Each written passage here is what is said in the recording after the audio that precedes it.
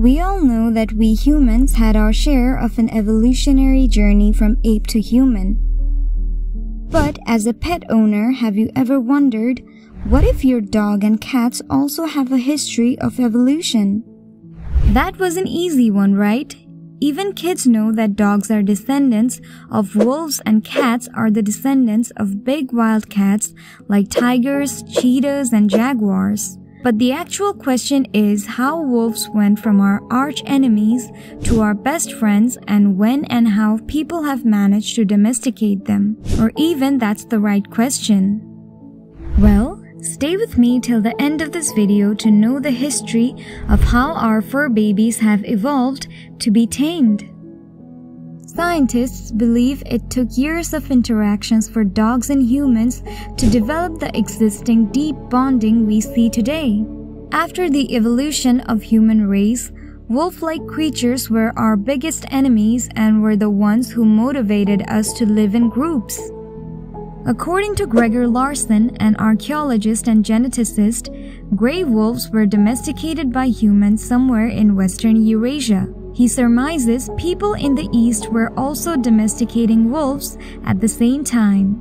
So, about 30,000 years ago, when our ancestors learned to hunt, invented fire, and lived as a nomadic group of hunter-gatherers, they also started to learn to cook. The burning smell of food attracted wolves as they could smell food within 1 mile. They started to wander around human camps looking for leftovers or hunting humans down. Our ancestors drove the aggressive ones off and sometimes hunted them down while the tame ones got a bit closer. Humans pat their heads and let them sniff to start knowing the tribe, and that's where evolutionary domestication began. The tamed ones got settled near human camps and started to raise their family. In order to protect their babies from dangerous animal swallowing, they started to protect humans. And in turn, humans gave them food.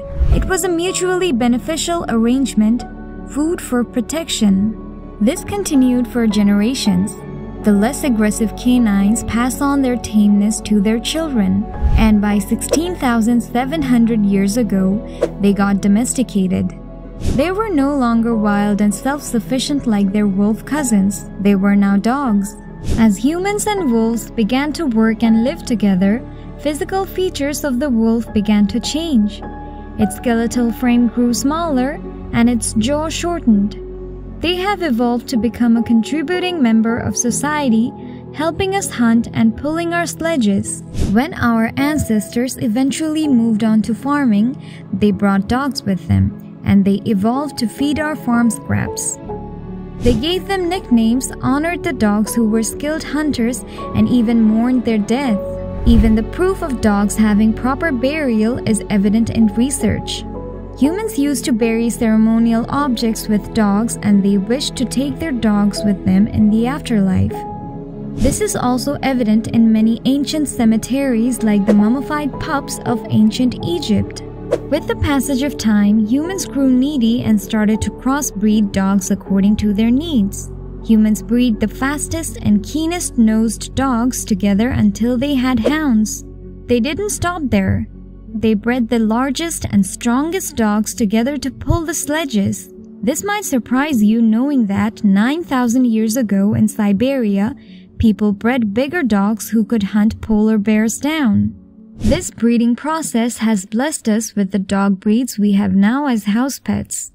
They belong to the subspecies known as Canis lupus familiaris, and we can trace their origin back to a now extinct species of the wolf from the Pleistocene, an ancestor they share with the modern gray wolf, called Canis lupus.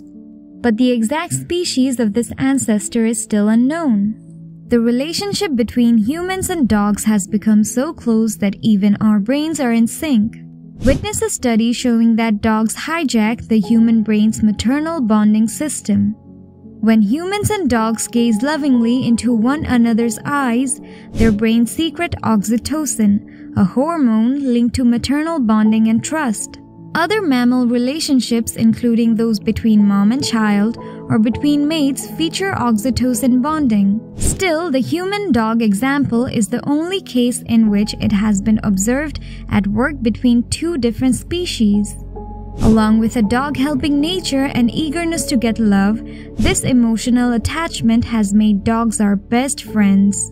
People are always eager to make this creature more than perfect, and the process of crossbreeding is still ongoing, though it's getting bizarre in most cases, but that's a topic for another video. So, moving back to our today's topic, what came first as a pet, cats or dogs? Well, this question has kept scientists busy for decades.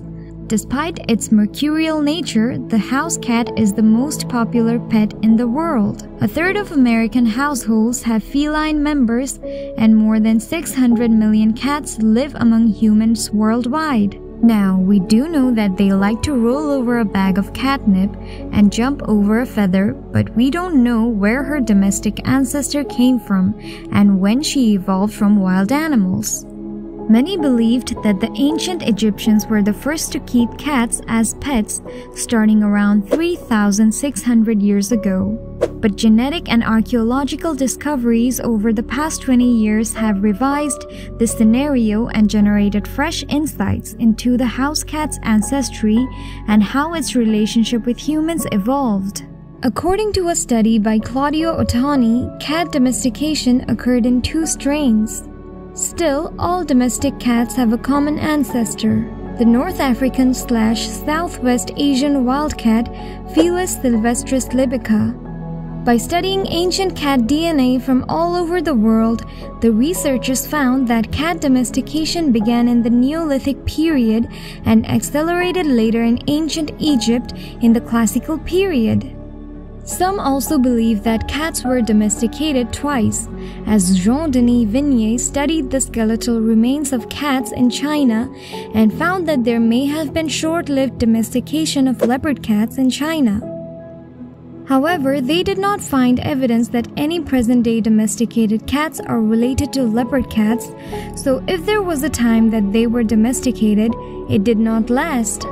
Cats were first domesticated in the Near East, and some of the study authors speculate that the process began 12,000 years ago. The first ever clues came from the island of Cyprus in 1983 when archaeologists found a cat's jawbone dating back 8,000 years. Since it seemed highly unlikely that humans would have brought wild cats over to the island, again in 2004, the unearthing of an even older site in Cyprus, where a cat had been deliberately buried with a human, made it even more certain that the island's ancient cats were domesticated and pushed the domestication date back at least another 1,500 years.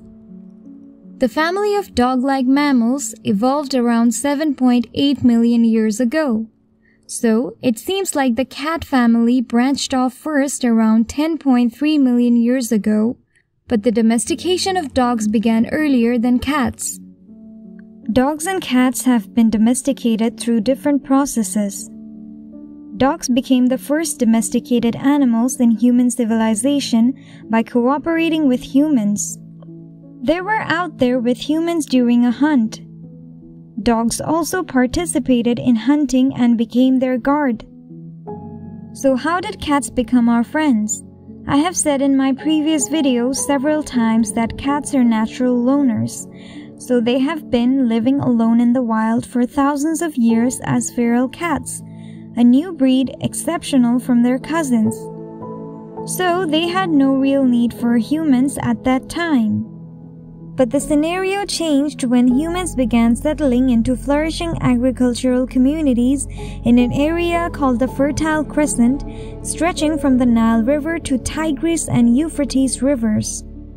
These humans were able to grow and store plenty amounts of grain. And all of that grain began to attract mice. Lots of mice. These mice in turn drew cats who were pleased to discover an abundant and relatively easy to hunt food source. This was the beginning of a mutually beneficial relationship between cats and humans.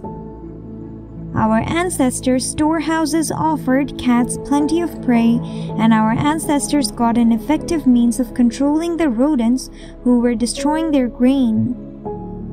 This was the beginning of a mutually beneficial relationship between cats and humans.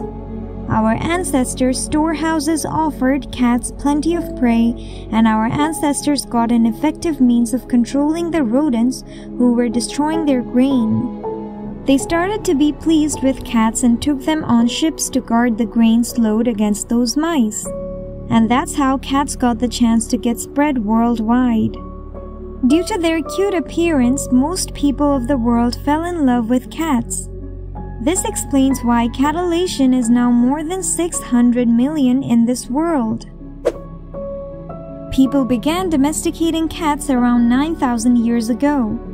However, DNA researchers from Washington University and St. Louis found that house cats still have many of the same traits as their wild cousins.